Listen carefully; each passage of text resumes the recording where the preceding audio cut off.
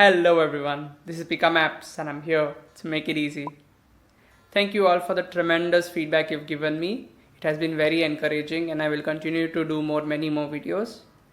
My mom on the other hand has become a part-time agent for this channel, receiving many requests from her teacher friends to make more videos. One of the common requests that I've got is how to make a video for a particular topic or a particular lesson. So for that we'll be using a software called Active Presenter, where we'll be simply using a PowerPoint presentation that has been already prepared or prepared by you and adding audio narration into it and making it a video.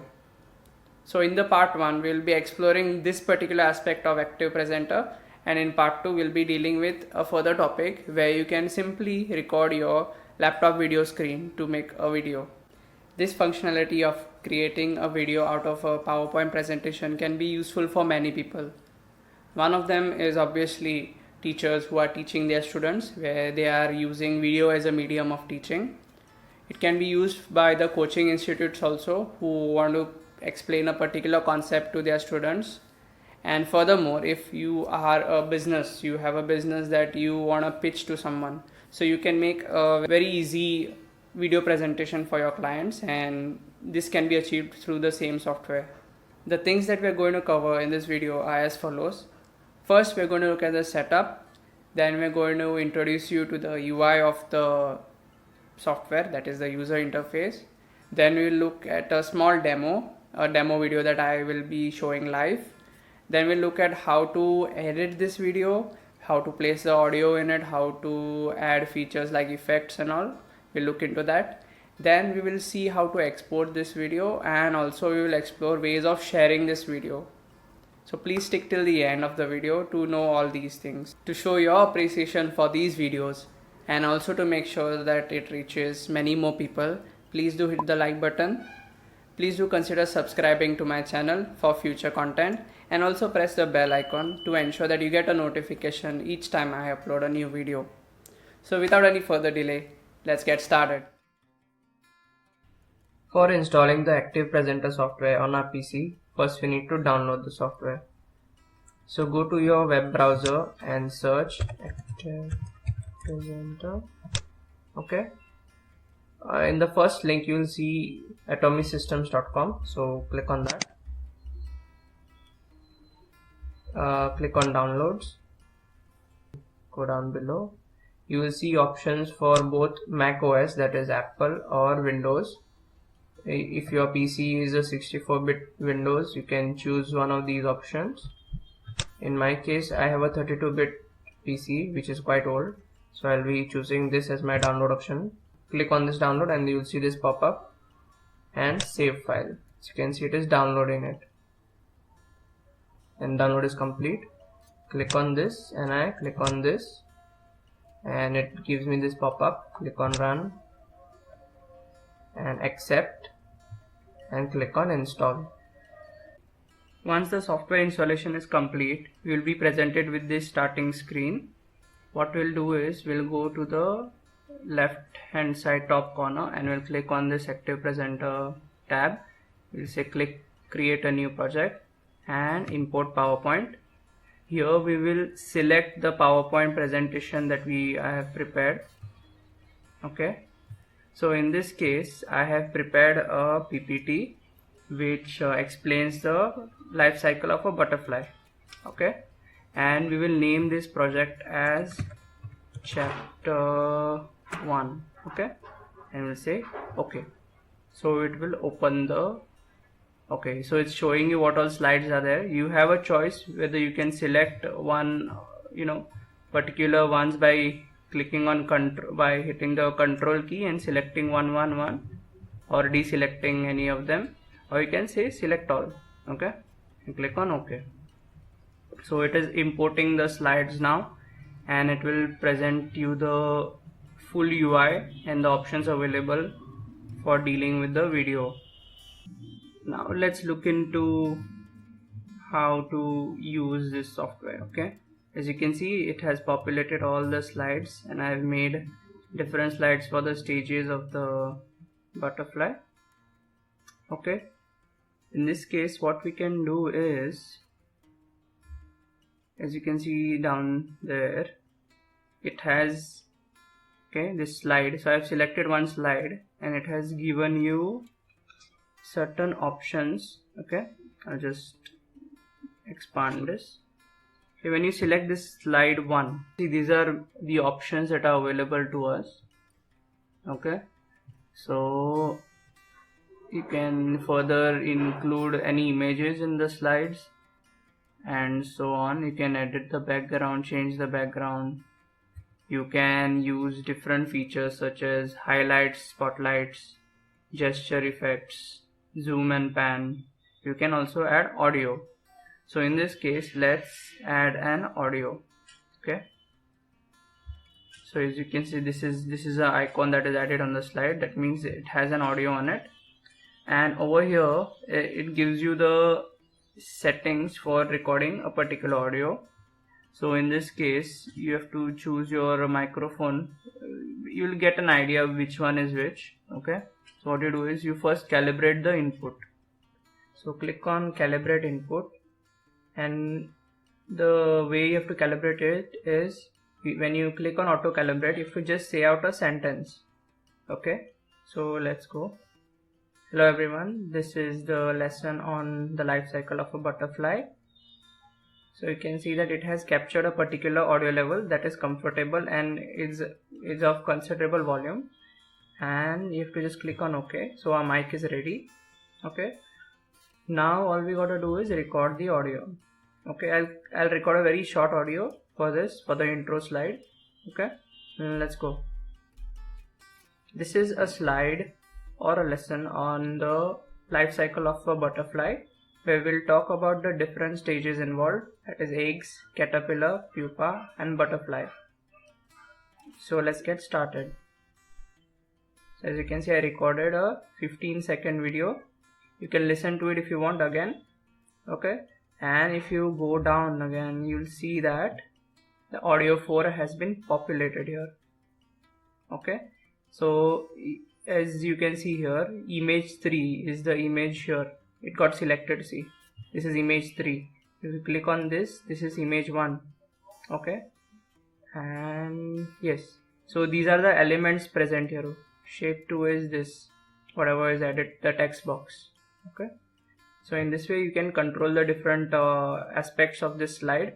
And as you can see, we have put in the audio, which is kind of lasting just more than 15 seconds. So if you were to play this, you will see that it lasts for 15 seconds. The whole slide will last for about just more than, I think, 15.5 seconds. So this is how it works. Now let's move on to the second slide, where we talk about the eggs. So in this case, let's explore the different features here. What we can do is we can add something called highlights. Highlight is basically what you do with a marker. Let's highlight leaves and stems. This is a point that we want to get through to the students. So we do that, we put a highlight here, and what happens is you can move the highlight wherever you want to in the timeline. Let's place it here. This is the time where we will mention that the leaves or stems are there. So this is about 3 seconds to just more than 5 seconds. Let's put it for 2 seconds in total. 2 seconds in total. 3 seconds to 5 seconds. Further, we know that we'll be moving on to the next point. So what we can do is, since we have put an highlight already, let's try what this effect called spotlight is. So let's say that we want to highlight this depending upon species. The spotlight has come here in the elements, the number of elements in the slide. So let's move this highlight to a future time, where we want the highlight to be shown for 2 seconds. And what these controls, these dots or these diamonds are saying is that this is the time the spotlight will start generating, and it will be in full form in this period, and it will again die down. Same thing applies for the highlight. It will come up slowly, it will be in the full form here, and it will die out slowly. So if I were to play this, if I play this, you will see how it works. So first we'll see the highlight in yellow, and then we'll see the spotlight. Last but definitely not the least, we have the zoom and pan feature, where we are given a box and we can use that box as a marker to where we want to zoom in. Okay, so if it was the weather changes that you want to highlight, so as you can see, the zoom and pan has been populated here as the attributes to the slide. So you can place it here and it will basically come and zoom in, okay, on that slide piece. So basically you can expand this as well. So this is like the transition from normal to zoom, and let's play it like this. Let's play it from here. As you can see, it has zoomed in. Okay, these are like the different features that are available, and of course there are more that you can explore. There you can add different shapes, you can also put in more text box and so on, and of course there are many others like adding more images and all, which you can explore, but these are the basic ones that you can use for now. So what we'll do now is record an audio for this slide so that we can place these different effects at the time that we are saying those words. Okay, so let's click on insert audio, create new. You can see that the icon has come up here and you can start recording here. You did not calibrate it again, you can go ahead and record it. Okay, so let's start with this. In this slide we can see the stage 1, that is eggs. The eggs are laid by the female butterfly, usually on leaves or stems. They come in different sizes, colors, shapes and textures depending on which species they belong to. The time of hatching can vary for different species. It can easily go from a few weeks to a few months also, which depend on the weather changes as well. We will have an audio populated here. Okay, the recording 4, which goes on to almost 34.5 seconds. Okay, so now what we'll do is we will move these markers to as and when the audio plays for the different points that we are talking about. Okay, you have to just move these around like this in the timeline. Keep moving, and you basically have to listen to the audio and you place these markers as and when they are required. If you feel that a particular section of the audio is not what you want to show, right, you can easily use these markers to select a particular section of the audio. As you can see, if you pull the red one or you pull the green one, you can select this section. Okay, now what happens here is you are allowed to cut this. Okay, as you can see, if you can see the icon, right, it is saying cut range, so it basically will remove this part and bring this part back.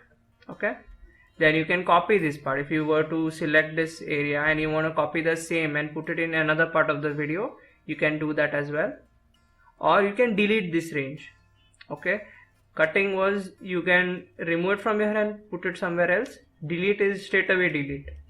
Okay, you can explore this, you can experiment with these.